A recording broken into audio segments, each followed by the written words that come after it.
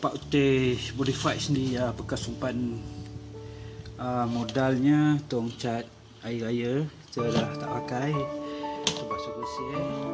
Lepas tu kita beli penutup lantai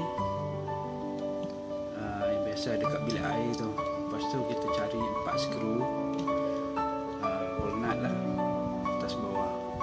Lepas tu kita dah memang ada bateri.